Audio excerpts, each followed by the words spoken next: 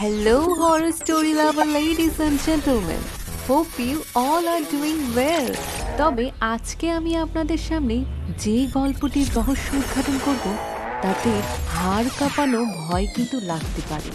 তো সাবধান হয়ে যান FM রেডিও হরর টেলসে নতুন গল্প উদ্ঘাটনে। আমি আছি আপনাদের সাথে RJ Lizelle with curious interest to enjoy story together. চলুন বন্ধুরা, আজকের গল্পটি শুরু করা যাক। মোহিনী মিলের রাতের আর্তনাদ। কুষ্টিয়ার পুরনো শহরের এক কোনায় এখনো দাঁড়িয়ে আছে মোহিনী মিল, একটা পুরনো তুলা কারখানা। একসময় এখানে হাজার হাজার শ্রমিক কাজ করত, কিন্তু এক রাতে একটা অগ্নিকাণ্ডে পুরো মিল পুড়ে যায়।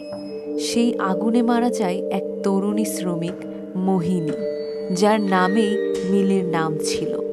লোকমুখে শোনা যায় আগুনের ভেতর মোহিনী সাহায্যের জন্য চিৎকার করছিল, কিন্তু কেউ এগিয়ে আসেনি। সেই রাতের পর থেকেই মিলটা বন্ধ হয়ে যায়। কিন্তু এখানেই শেষ নয়। রাত গভীর হলে মিলের পাশ দিয়ে যারা যায় তারা বলে ভেতর থেকে শোনা যায় মেশিনের ঘূর্ণির আওয়াজ।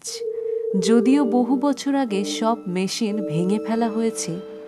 কেউ কেউ বলে এক সাদা পোশাক পরা মেয়ে ধীরে ধীরে মিলের ভেতর ঘোরে, হাতে লাল কাপড়, মুখে পোড়ার দাগ।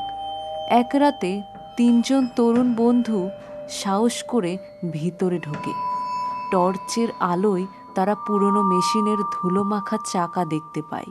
হঠাৎ বাতাস ভারী হয়ে যায়, টর্চের আলো নিভে যায়, আর অন্ধকারে তারা শোনে একটা মেয়ের গলা ধীরে ধীরে বলছে, আগুন, আগুন, আগুন থেকে বাঁচাও আমায়।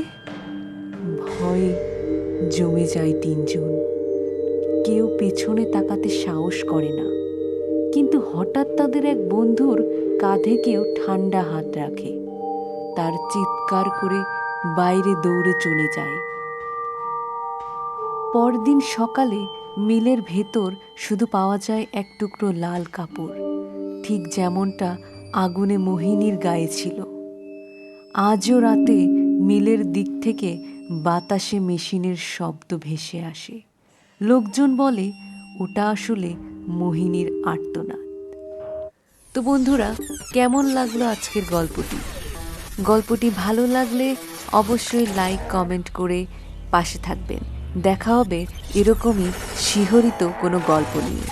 ধন্যবাদ।